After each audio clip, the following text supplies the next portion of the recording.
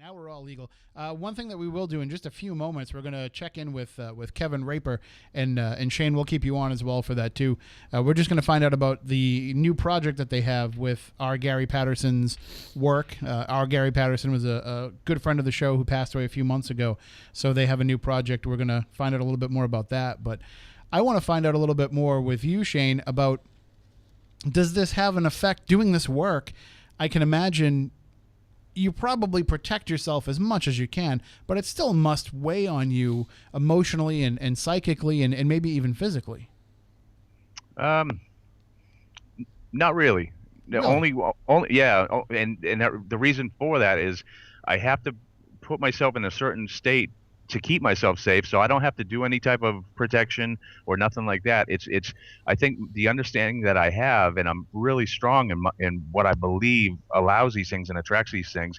So it literally, I never get affected at all. I mean, I've been in cases where everyone's been touched or bumped or whatever, and I end up chasing these things around, and they move away from me, and I just think it's almost like they know I have a pretty good handle of what makes them tick, and I don't say that with any ego whatsoever. I just but I have not been affected ever, and I feel strong that my understanding disallows any type of attack on myself, and it works. So see, and that's the way that I've always kind of gone into things too, where I've felt that nothing can follow me, nothing's coming into my house. You belong here, you stay here, and so I don't get wrapped up in protection prayers and all that kind of stuff. But there have been little instances sometimes where things have reached out to me. One time actually in my home, but also at other locations that I've been to, entities that belong at, like for example, there's something at the Lizzie Borden house that is very dark and doesn't like me, and it's actually communicated with me when I'm in other places just to kind of show me that it can. So there's enough there for me to say, okay, I understand why people need to be protecting themselves from it, but I also I don't know if it's just my approach and my attitude, but I go into things feeling like it's okay because when I leave here, it's all staying behind me. Right. Yeah. And that's we have to be that way. And it's the ones that are afraid of something falling them home, they're broadcasting that emotion. And that's another thing I was thinking about. It's like, how come out of this whole group that went in there to this case before me, I might have gone in to help this group because they got into trouble and they couldn't help the client, but there was one person that had a detachment that followed them home, and they legit had things happening in their house. And so what made that person different than every other group member that didn't have something follow them home? And when I interview them and I did get down deep, that person was absolutely afraid. Even if they didn't show it, they still were. So that emotion is picked up. That's why I really believe frequency has a lot to do with this, because they're picking up on an emotional frequency, and that's how it knows who to jump on. And it doesn't have to be an overwhelming sense of fear either, right? It doesn't have to be where I've got to get out of here. It could just be like in the moment, one little glimpse of, okay, this doesn't feel right. Is that just enough for them to grab onto? Yeah, that definitely gets their attention, and the also the attention that we give them is huge too. All the cases that I do, these people just can't shut it off when they get home, and it's not going to go away. I mean, when you're giving something attention, you're actually giving it energy, and that's what these things thrive on. I mean, really. Maybe that's why I've been okay, is because I have such a terrible short-term memory that by the time I get home, I'm like, I don't even remember where I was tonight. Yeah. Maybe that helps. Well, why don't we check in very quickly? We'll connect here with Kevin, and I'm going to see if I can just keep you guys on together. So, hello, Kevin. Thanks for joining us, at least for a bit here tonight. How's it going? We're doing well. We're spooktacular, as we like to say, and you're here with our guest, Shane Sirois, as well. And we wanted to touch base. We want to touch base with you because you let us know about, of course, you are the son-in-law of the late R. Gary Patterson, a great friend of the show, and you found a way to help keep his memory and his work alive. Yeah, we've been working on the book. He actually had started it before he passed away, and my wife, she couldn't be on tonight, but it's his only daughter, and we actually were able to get in touch with Mike Dawson, who was producing the book, and we were able to let him basically finish it because she kind of inherited the rights to everything. It went live on Audible about a week and a half ago. It's doing fairly well because we haven't been able to promo it. This is you guys are actually the first ones to get any of the promos. Oh, wow. Get any access to it. You all were the ones that he talked about a lot, so we sent it to you guys first. Well, thank you. We are honored by that, and I have had a chance to listen to some of it, and it is great. It's the words that Gary wrote, but expressed in a way that take a creepy story that has a true story, but it is creepy nonetheless, and then find a way to even amp that up by somebody taking that story and telling it to you orally. And that's the thing that I was the most worried about, is that Gary was such a great storyteller that how could you keep with the same tradition that he built in sharing these stories? And I think that this audiobook version of it does a great way of doing that. Well, and Mike and Gary spent hours on Skype and on the phone. Mike said they would literally spend 2 and 3 4-hour sessions where he would read him a chapter and read how he wanted to do it, and then Gary would put a spin on it and tell him even more stuff that's not even in the book. So, the book is a little over 9.5 hours, and you can easily sit down and read the book in about a 3 or 4 hour sitting. It's just he extrapolates so much of every story. It's so far in depth. And one of my favorite parts about Gary's stories is the fact that he had such a reverence for the people that were sharing these stories and the people that were the subject of these stories, and it still even carries through now. And that's something that I think could have easily been lost if it wasn't somebody that was working directly with him. You had to understand his passion for these topics, to talk about these rock and roll legends and curses, to be able to really convey that to the audience. Oh, yeah. Well, and one of the funniest stories that Mike told me about the book was when he was on Skype with Gary back when they first got started, they were talking about the Robert Johnson chapter. And Gary was literally showing him his jars of dirt from the crossroads with Robert Johnson's things. And Mike was like, that's the creepiest. He's like, I'm glad we were on video, because if I was in the room, I would have left.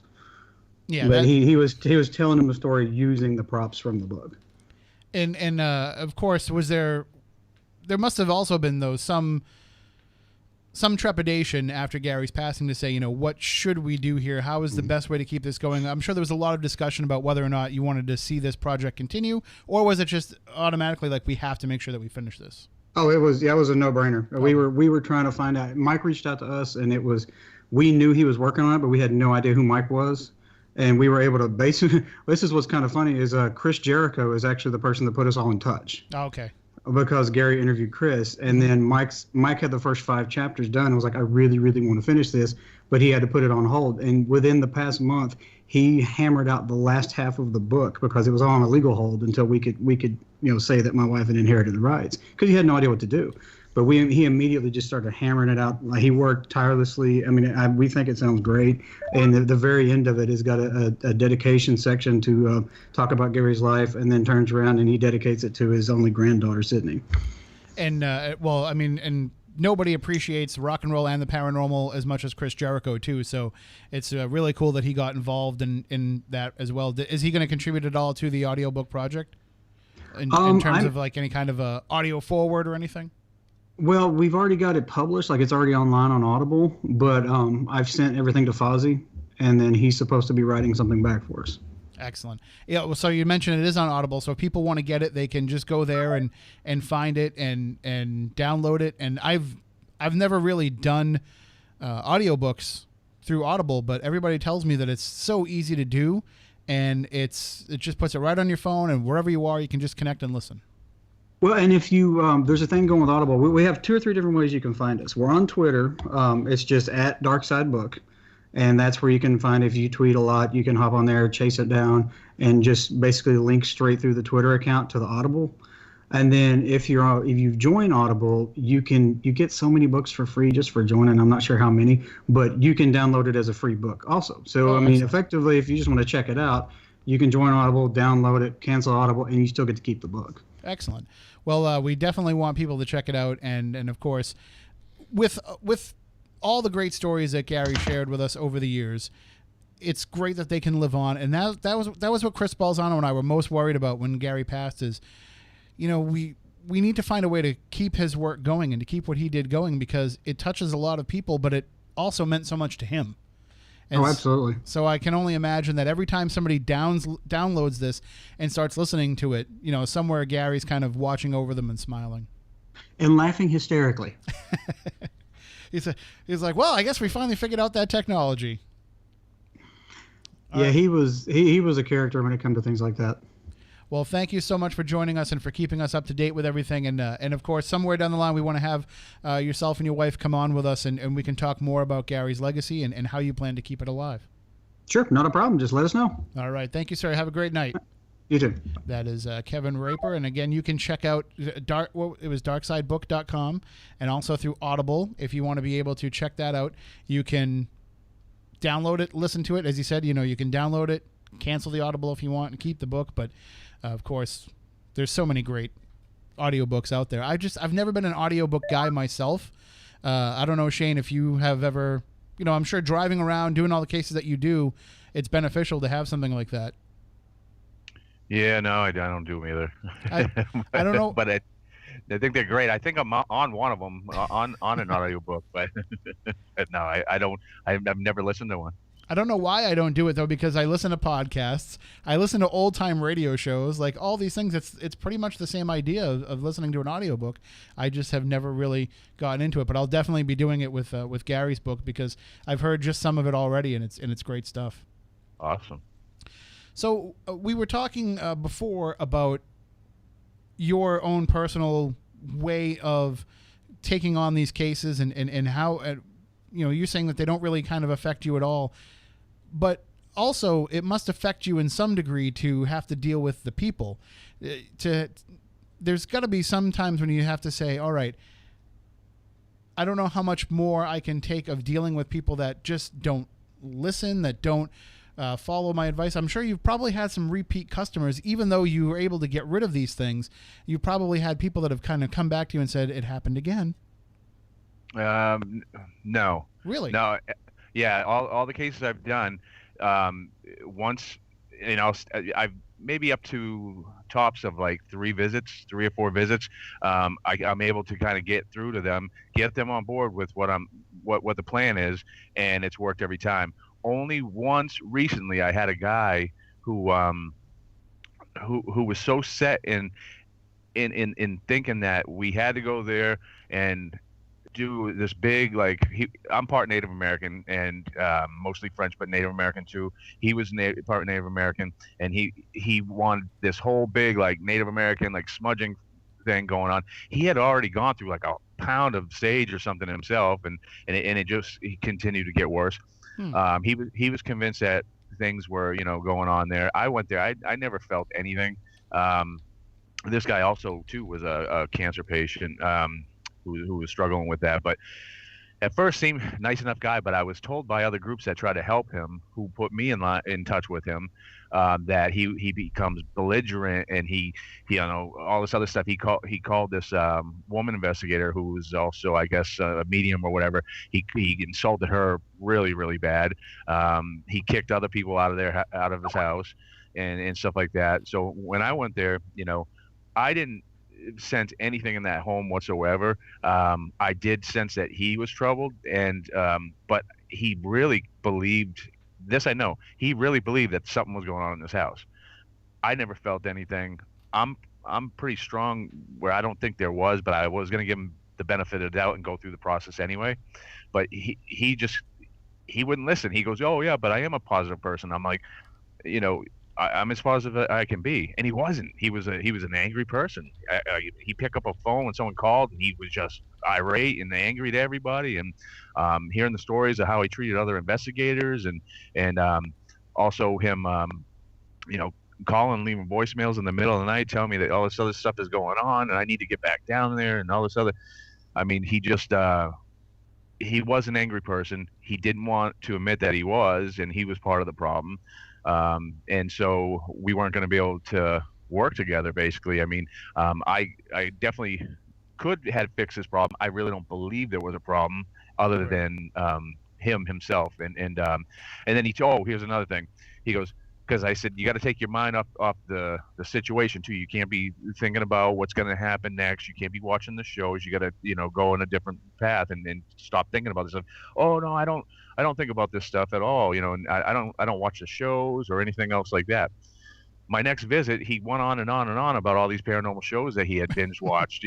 So it's like another guy I had. He goes, oh yeah, I don't watch the shows. I don't do nothing. I go into his room and there's like a 2-inch thick book about demons, on his night dresser. And, so, like I said, we are participants in this, and he just wasn't, this guy was just really strong headed, and he just wasn't gonna listen to me. He thought he was fine, everything. He wasn't doing anything wrong, but he was his own worst enemy. So, he's somebody I could have helped, but I just cut him off. And I just said, I'm wasting my time with you. I don't think you want help. I think that was the other thing was him on disability, and he was young enough to work. He was older than me, but didn't work because of his cancer and everything else like that. But he just I think he was just a really bored, angry person, and he just needed people around. And we hit it off at first, and he just wanted me there all the time to hang out with them, and and stuff. And it was just, we always talk about that, how that can happen with the people who are seeking paranormal help. The ones who are reaching out to teams and saying, I think I have something in my house, and we always worry about the ones that are attention getters, and that's what their whole purpose is. But I think that also happens with some of these paranormal research groups and investigators too, where they're coming in and they're just trying to make themselves look good or make themselves feel good. And maybe maybe they're faking it, but maybe they're not. Maybe they're just wrong about their abilities or what have you. But it seems like there's a good chance that investigators can come in and almost attach something onto somebody by doing things the wrong way or by doing things for the wrong reasons, that they can kind of come in and conjure up this negativity and then leave it behind when they go home. Oh, yeah. I mean, I can't tell you how many times, it's been quite a few times where I've gone in after, and I'm talking some very well-known, famous, if you will, investigators and demonologists and stuff like that, who went in there and did just that. And a lot of times, because they want the evidence, they want this, they want that, the other thing they want, that they spend so much time on evidence. Evidence is great, but here's what I don't like to do when I'm in there to help somebody who's actually being attacked. Evidence is the last thing on my mind, because if I'm trying to seek evidence, I'm also giving attention to this entity, and I'm giving it more power. So I don't even focus it when somebody's really being attacked hard. If we're just talking about an active home and they just want evidence, and that's why I'm there, then yeah, let's do that. Right. But I'll do it in a safe way. Or if I go into a place where no one lives, which I rarely do, I'm usually working with people, but I don't do that. And what a lot of these groups do is because they want something to make themselves famous or popular, or whatever. So they go in there and they focus on nothing but the attention. Sometimes they even, because they don't have a proper understanding, or they lack a proper understanding of what's actually going down. They're missing other mechanics. They're missing other things that it could be, because they don't have a full, spectrum of information or whatever. So if they can't explain it, then it's got to be a demon. So they tell the people, oh, you got a demon, you got many demons. And you know what that does to the person living in that home? It's like, whoa, you just multiplied their fear level. It made things worse. And so I've gone in after so many groups that have done that, and I don't understand when you're telling people that you can help them and you don't have a full understanding of everything that to explain it away. It could be other things, and I could tell you a story that happened in Bridgeport, Connecticut, but you're going in there.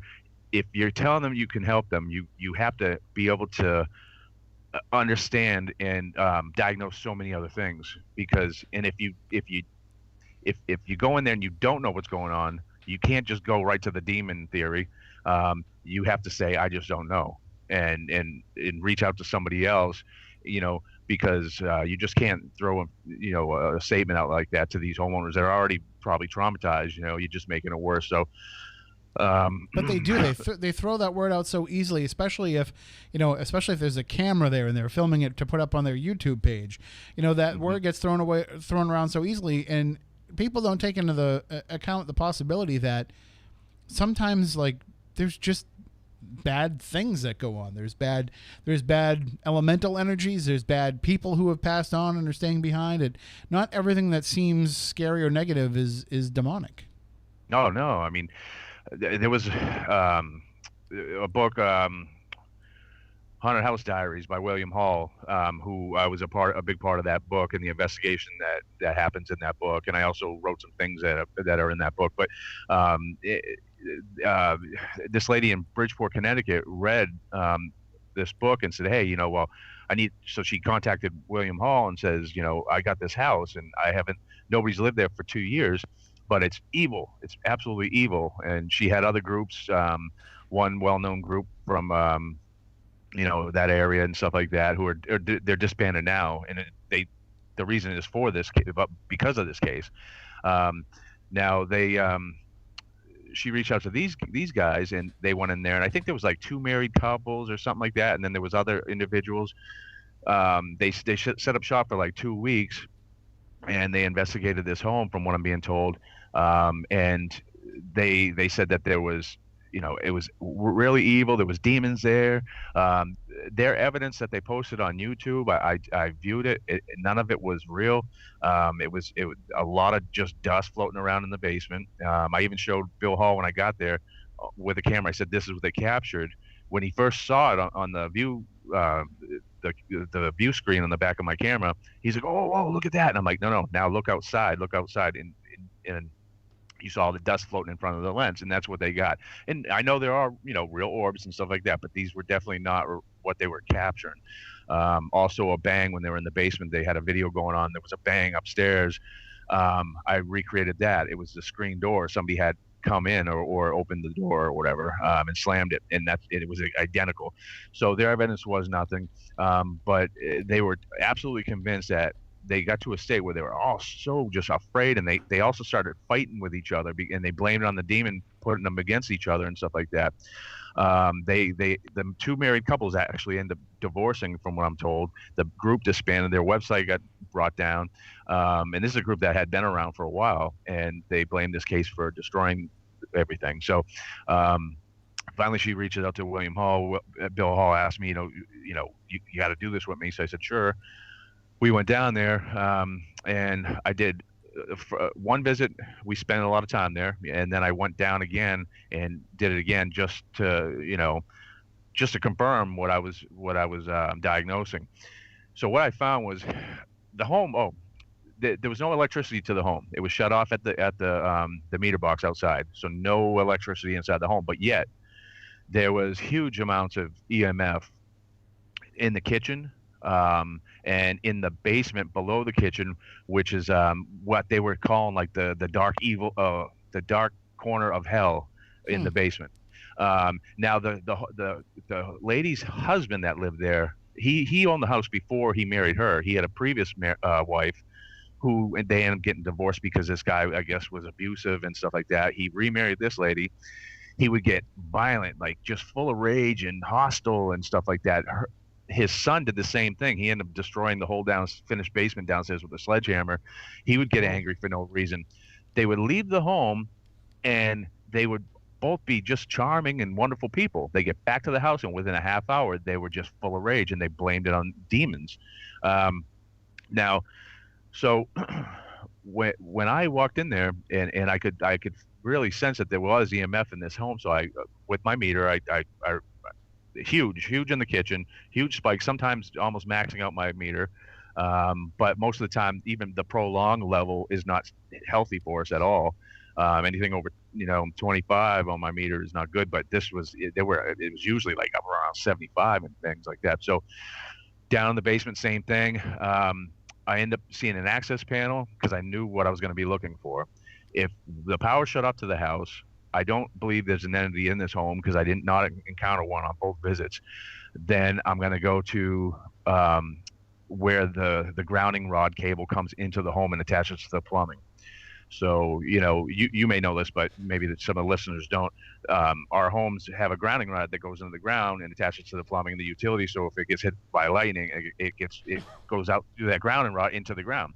Now, they sometimes can have EMF feeding back into them, even when the power's turned off, through like maybe a faulty transformer that's nearby.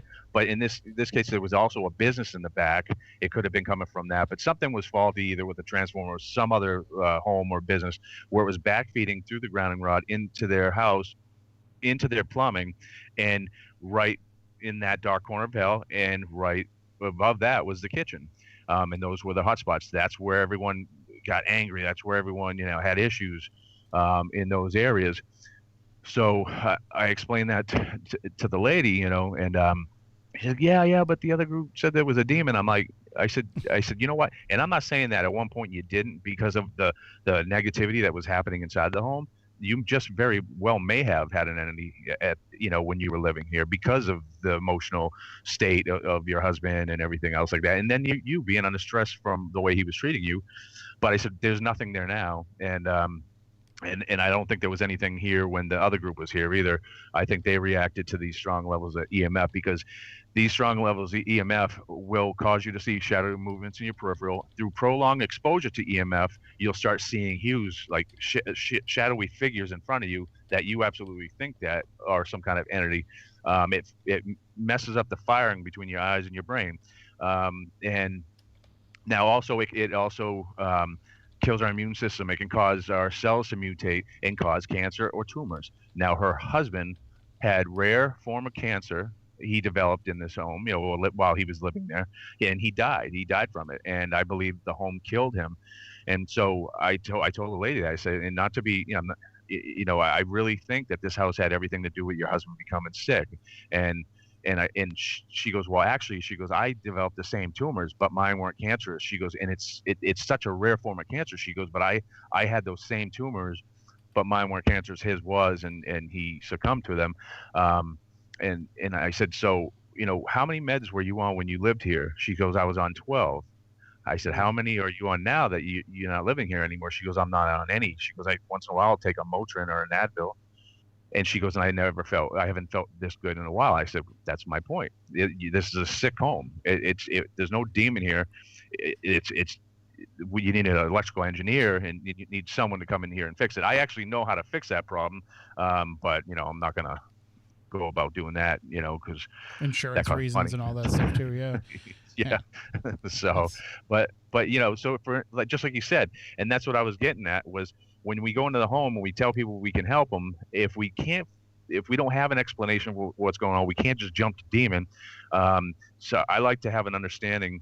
I mean, I own my own remodeling company. I'm a licensed pipe fitter as well. I know about plumbing. I know about electrical. I also have a background in human services and psychology. So, and the only reason why I have all this background, and I did this on purpose, so I would be well-rounded, and I'd be able to help people with any different, explanation of what's going on in their home, because the paranormal is number one to me. So if I'm going to go into people's homes, I want to make sure I had the experience in all different aspects, Well, and also the paranormal doesn't pay, so to have knowledge of things that do, it's like it kind of works out pretty well that way. Yeah.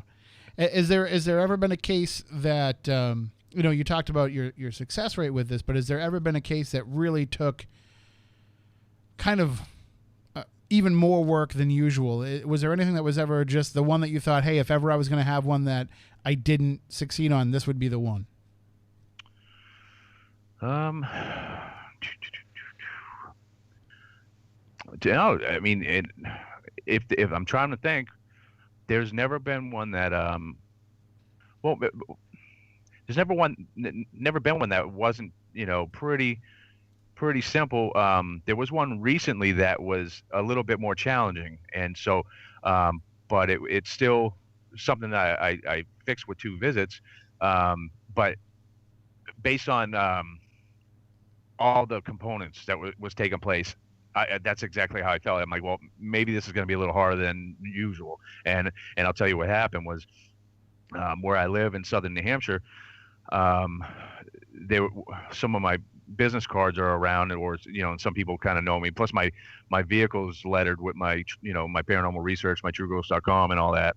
So everyone, they know who I am and everything and what I do, and small town and whatnot. So somebody grabbed one of my business cards out of a pizza shop that had just moved into the area, and the reason for that was that they owned another home in northern Massachusetts that they had to flee because they had things going on there, a lot of objects moving, doors slamming, their ceiling fan spinning by itself constantly. They were seeing things outside, climbing trees in the woods, and also affecting their marriage. But when it ripped their son out of bed, he was like, I think they said he was like 4 years old. They hear thump, thump, and then he starts crying. They run in there. He's on the floor. And he said, the man with the red face pulled me out of bed. He said, the kid said he saw a red face rise up from the foot of his bed and pull him down. And they looked down. He actually had red handprints on his ankles and bruising the next day. And so they moved out of the home. But not before having, they brought in a group that had a television show, or I don't know if they still do, but a long-running television show, who had like an associate group of theirs they sent over. That was very ineffective. Then they had another person that's famous or whatever, because they didn't know where else to reach, so they were looking at TV and they knew nowhere else to turn, so they found this other group, which everyone would know who it was, but that group came down, the individual who had a group, and that didn't really work. And then they reached out to a demonologist that a lot of people might know who he is, so they went there and they said it actually was effective. It did a good job. I think it was like 3 or 4 weeks or something like that, where it was pretty quiet. And I said, but it came back, and it came back with a vengeance, right? They said, absolutely. They said it was worse than ever when it came back. And it was just all of a sudden, just boom, full force out of nowhere. There was no buildup. It just came back like full force. And the reason for it was that process didn't have a long, lasting effect on them as individuals. It didn't fix the problems that initiated that interaction to begin with. It did enough to make them feel they felt confident in the person doing what they did, because the person does a good job of selling that process, but they didn't treat the initial problems with the people, so therefore the problem returned. And so basically, so they left the house after the kid. That was enough. So we're out of here. So now they have 2 mortgages, which was causing even more issues with them. But they said now they got things happening in their new home too once in a while. But they were blaming everything. So a box fell off the shelf and hit the guy on the shoulder. Well, it must have been them again, But that's what happens to people. They blame everything on it when it's going on. They can't get out of their head. Like I said, internal dialogue has a lot to do with that attention. So normally when I fix a home, I fix the people. I treat the people, but the people aren't living in this home. So now I have to do both, because if it is affecting both houses. And here's another thing too. These parasites will cling if they do stay in a home that nobody has lived in. That people aren't living in, and there still is a parasite there, because normally the parasite will leave and they'll follow the person that they were haunting, or they'll find food somewhere else, basically. But if the parasite is still in a vacant home, it's feeding off of a dramatic event that may have happened on that property. And so we find that all the time. But so it's very rare for the parasites to stick around in a home that's vacant. So I had to look at a lot of things that was going on. I could sense that there was a big marital issue with this couple. I could just see the body language between the two of them, even though they were trying to hide it from me. They didn't. I try to loosely stimulate them to open up about those things, but they were uncomfortable, so I didn't push the issue. So it was going to be hard to treat them, because I knew that was a big part of it. So I had to talk in generalization, and so. But now, how am I gonna treat the other home that they're not living in? So basically what started this haunt was the guy had moved in. The lady who owned the house previously. This guy, who I noticed had a real quirky. He was a nice guy, real but quirky, paranoid like personality. And like I said, those are the worst, especially if they become obsessed or interested in the paranormal, and they can't shut it off up here because that's how their brain works, and they're always like, oh, you know. And that's how he was. He was the one that had the book of demons on his nightstand. When he told me he doesn't watch the shows, he doesn't have an interest. I walk into his room and there's a book naming all the demons. It's like 2 inches thick, and so I knew there was something more going on. So I questioned him on that, and he goes, well, yeah, well, I'm kind of interested because when I did move in with her, he goes, I started seeing Native American looking things in other creatures like crawling in the trees. He goes, but I could see Native Americans like running through the bushes and stuff, and on the edge of the properties, and so he became obsessed. He started doing his own investigation outside. He'd stay up all night, outside with cameras, and he would see things, and then he couldn't shut it off from his head, and so when he was feeding it so much attention, then a parasite showed up because there was already marital issues going on. His attention to the subject was unhealthy because he had a paranoid personality. So it wasn't the Native Americans that were causing him negative stuff going on in his home. It was a new parasite that was invited in by what he was doing that he shouldn't have been doing, and what he was given to the situation. So so when my first visit there was just to kind of feel it out and come up with a game plan. And the second visit I was there 3 times, but I only actually did anything 2 times. The second visit was a kid that contacted me that wanted me to mentor him, and I spent a lot of time talking to him first, making sure that he was of right character and he wasn't gonna get into trouble. And he seemed like a great kid, and so we went there, and we walked in there, and he started to say, well, I can definitely feel something in here, and I said, do you think that's bad? Wait till you go in the master bath, because when I was here before, that thing was hiding from me in the master bath. And so we walked in the room, and I told him, I said, just be, I want you safe, so I said, just stand over there, And so he stood over on the other side, the far end of the bath, and the door was open just a little bit. And so I went over to the door. I was going to open it up the rest of the way. And I was reaching out to it, and the door just flies open, bang, slams up against the wood paneling.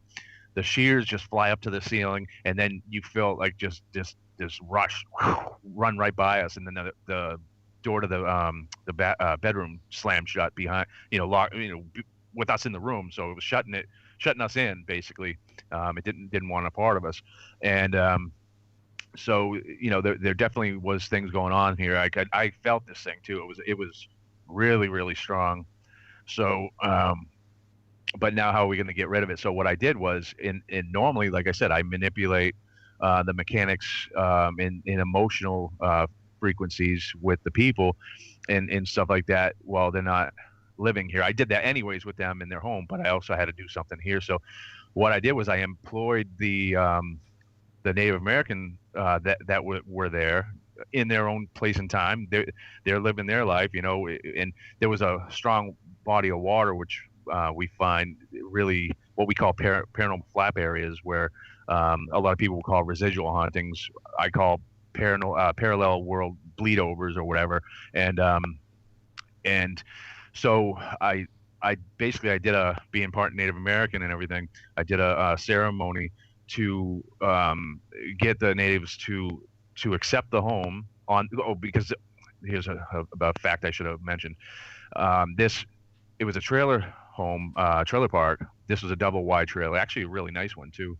But on this property was it was a historical plaque for it and all that. There was a bloody battle between 2 tribes who wanted the land because it was good fishing and whatnot. And so there was a dramatic occurrence that happened on this property. So I did a ceremony to gain acceptance of the home and the family, and it took me like an hour and a half, 2 hours. It was not something that was just short, and it was all done in traditional way. And when I was done, and it was just like the TV shows, it was like a dimmer switch was just slowly turned up, and the house just got brighter and brighter and brighter. And I called the guy who was waiting at a diner. I think he stopped at a diner.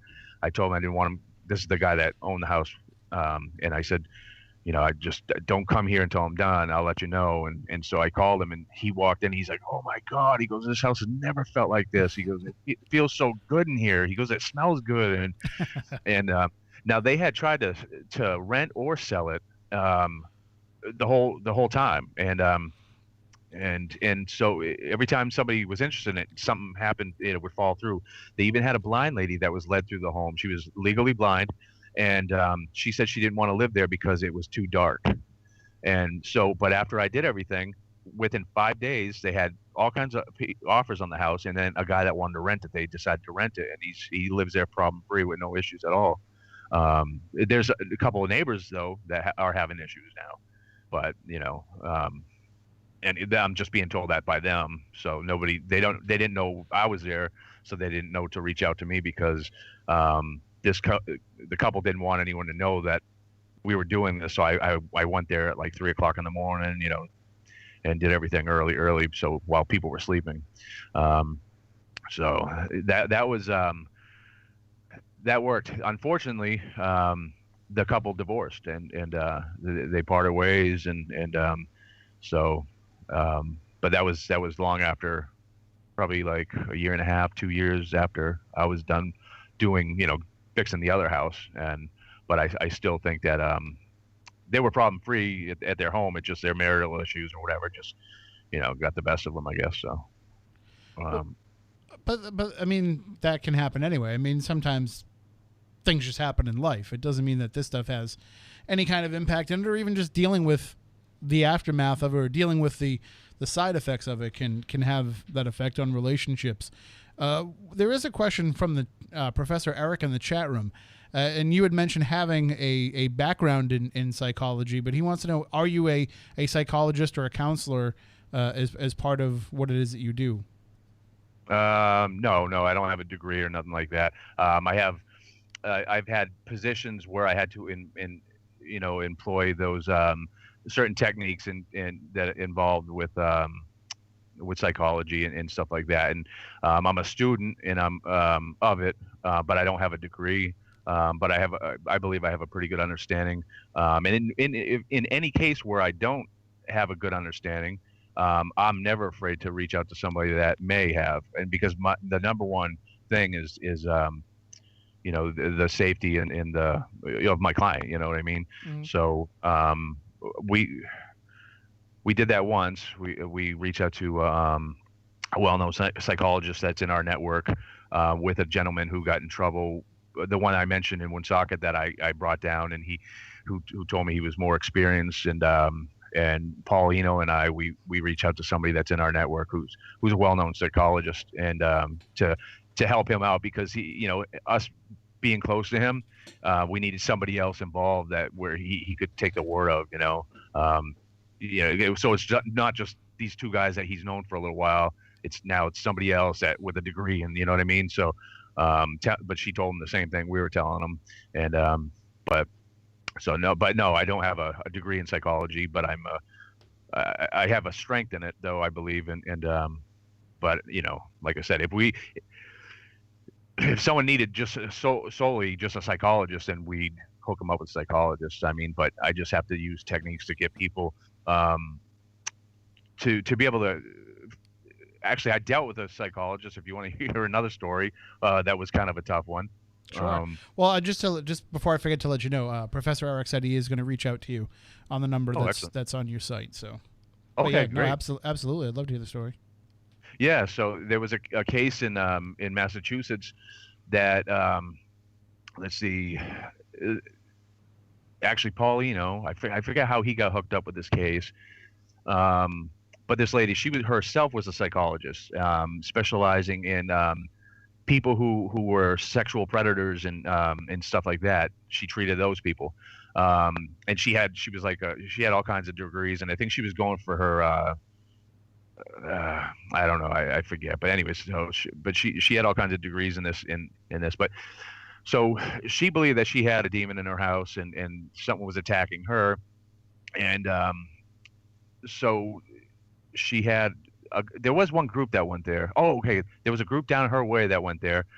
They were trying to help her, but realized they were over their heads. So they were a fan of Paul Eno's radio show. They contacted him.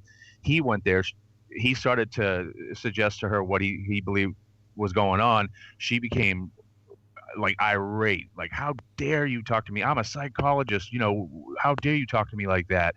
I'm not stupid, and all this other stuff. And he goes, no, I'm not trying to imply that. He goes, but I'm just sharing my experience and what I some of the flags I see here. So she basically kicked him out of the house, and so he called me, and he's like, I really think you can help her, but even though she was mean to me, I really think she needs help.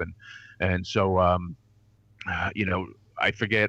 Oh, it was the group that originally she was helping. They got in touch with me, and then I ended up going down there, and I was interviewing her, and I knew after Paul's experience I had to be kind of sneaky with my questions. You know what I mean? So basically what happened, I got her to spill a lot of stuff. She had a job in a prison, and she was as a psychologist. I forget the exact name of what she was doing, but it was for sexual predators, and she was a psychologist, and she was working in this prison. Well, she ended up falling in love with one of these jerks, and when he got out of prison, she moved him into her home. Now, she found, after him living there for a little while, she found a satanic whole setup in satanic Bible and everything in the basement where he was doing the satanic stuff, rituals and everything.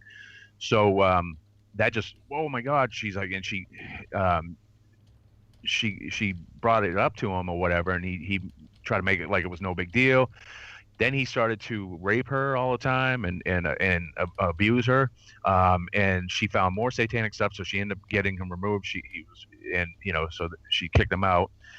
But she believed that he put a curse on her. So now every time a hawk showed up in her yard, she said it was because of him, and it's a curse. And she said they were seeing like a shadow guy walk down the stairs and everything else like that. But she only saw that a couple times. She refused to go into her own bedroom anymore because that's where he used to rape her. I went into that bedroom. She had writing all over the wall saying that I am a good mommy. The name of her son, I don't remember. We'll just say John. John acts naughty because that's who he is. It's not my fault. On every single wall, there was writings like that. Just her telling herself that she's okay and it's everyone else that's wrong. On her mirror was, what did it say? Hold on or get dragged or something like that in lipstick all over her mirror. There was just all kinds of crazy things.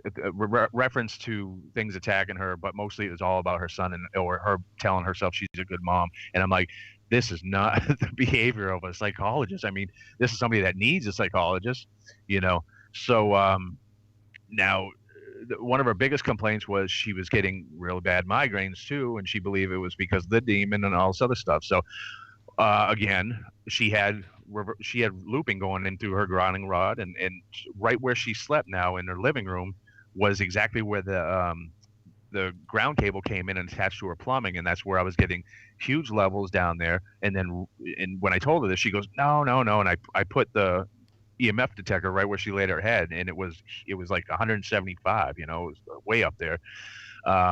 So I said, and also this is causing your paranoia. I think she already had psychological issues, but I know this wasn't helping it because of what EMF will do to us. It can cause us, not all of us, it has different effects on us, on different people, but this was certainly making her problem a lot worse. So this is going to be a hard case. And what I did for her was she was a little reluctant with what I was saying at first, but she ended up opening up.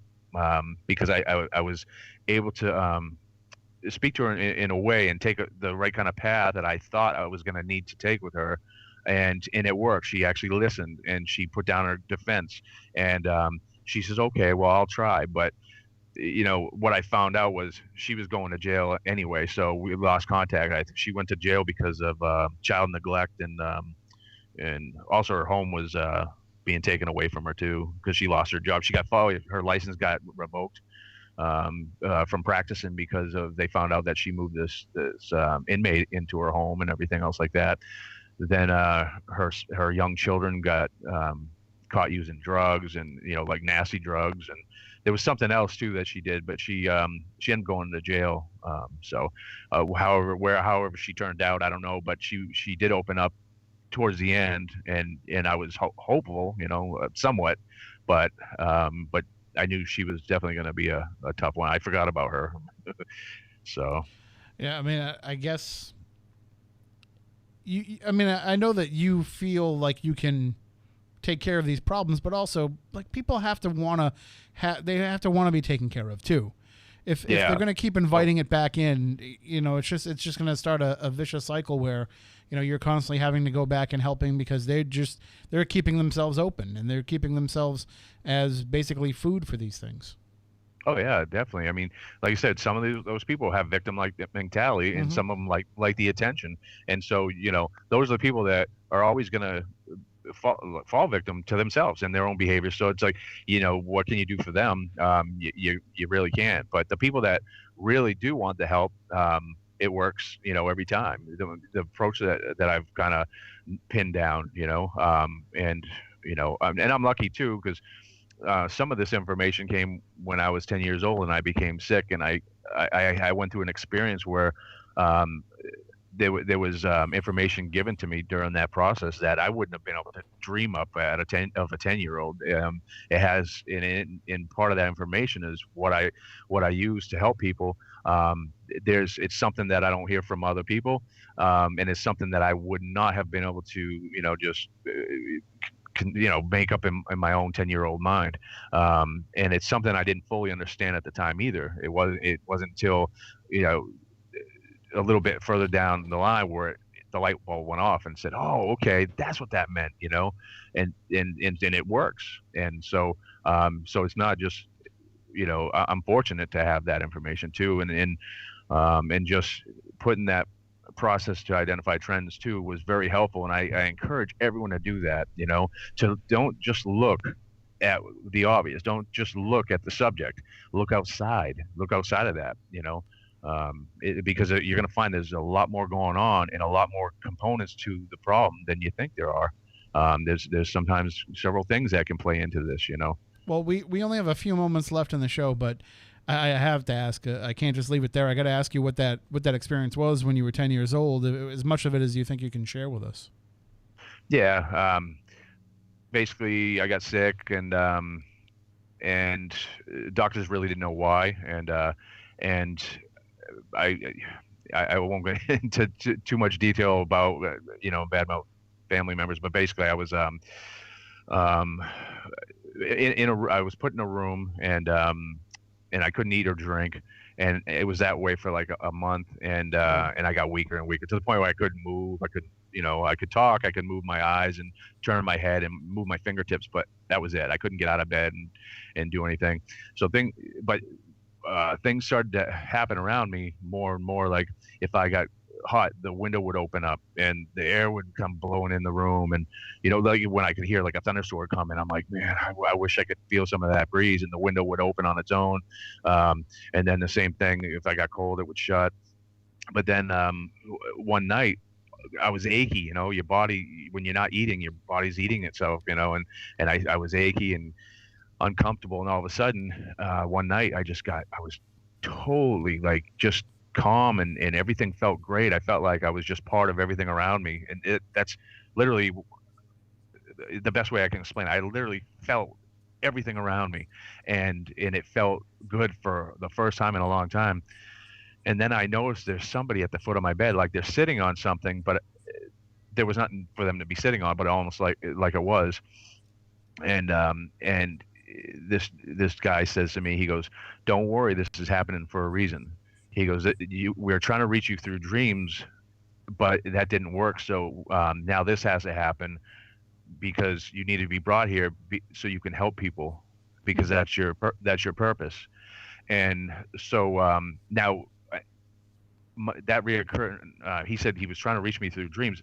Ever since I was little, I had a reoccurring dream almost every night that my family was camping at a campground, and there was this raging river that was really wide, and it was just going really fast. And over on the other side, there was people there. There was a campfire, and there's Native Americans. There's different people, walks of life, and different ages, and they were waving me over. It was like they were celebrating that I was there, and they wanted me to go over there, and I wanted to go over there.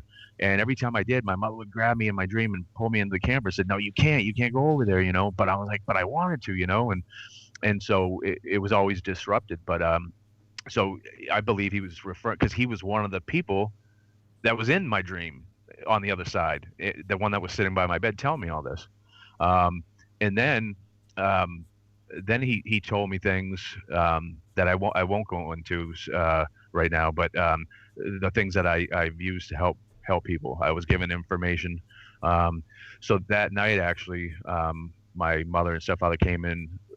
I actually watched my stepfather pick me up and carry me down the stairs, and I was falling behind them, and I could see myself and whatnot. I wake back up in my body in the car, then and I pass out again, and then I follow them carrying me into the emergency room. I was behind them, higher. I was probably like maybe 20 foot in the air, and just kind of like going behind them at the same speed. Then I saw myself laying on the table in the emergency room, and I watched them around me, and then I wake back up in an elevator, and then I remained that way the rest of the stay.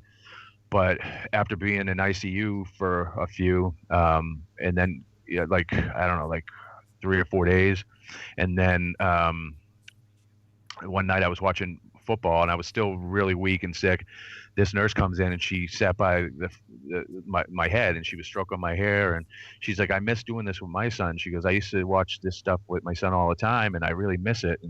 And I ended up falling asleep, and which I wanted to watch the game, but she comforted me so much, I ended up falling asleep. And I woke up in the middle of the night, because they used to come in my room with a flashlight to make sure I could wake up and check on me and stuff. And so they did. And I said, "Where's the other nurse?" She goes, "What other nurse?" And I explained, her, and she goes, No, honey. She goes, I'm the only one on this floor tonight. Oh, she wow. goes, yeah. So, and this lady, she was dressed like a nurse, but differently. And the other kicker too was the doctors they ran all kinds of tests. They never. Oh, she told me, she goes, and before I fell asleep, she goes, "Don't worry, because now you're going to be okay. Everything's going to get better now." And so when and like I said, the kicker was that the doctors ran all kinds of tests. They never knew what was wrong with me. They never found out. They didn't know what was wrong with me. But when she said I was going to get better, I did. And I was, I was in there for, I don't know, a couple of weeks or something like that. But I ended up getting better and going home. Well, and it puts you on the path that you're on now. How can people reach out to you if they need your services, if they want to talk to you and see if you can help them out? Truehost.com is my website, TRUEGHOST.com. My email address is on there. My cell phone number is on there. And feel free. I'm going to try to do better updating my appearances and stuff on there, because I kind of stink at doing that. But I'll try to get better about that too. But yeah, that's the best way to get me. All right. Well, thank you so much for joining us, and we look forward to talking to you again in the future. Yeah, thanks for having me, man. All right, and thanks to Paul for recommending that we reach out to you too. It was perfect, because this is a very understood. That doesn't really make any sense, but it's a less understood aspect of what it is that goes on. So I'm glad that you could enlighten us a little bit. Yeah, definitely. I really appreciate it. All right, thank you so much, Shane. Thanks, man. Have a great night. That is Shane Sirois. And again, trueghost.com is his website. If you want to check him out, that does it for us for this week. We'll be off next week for our Bridgewater Triangle Mysterious Middleborough event. You can join us still. Get your tickets at SpookySouthCoast.com if you want to join us next Saturday night. Until then, for Matt, for Stephanie, for Chris, for Ashley, for everybody that's not here tonight, and then for myself and the Silent Assassin, we want you all to stay spooktacular.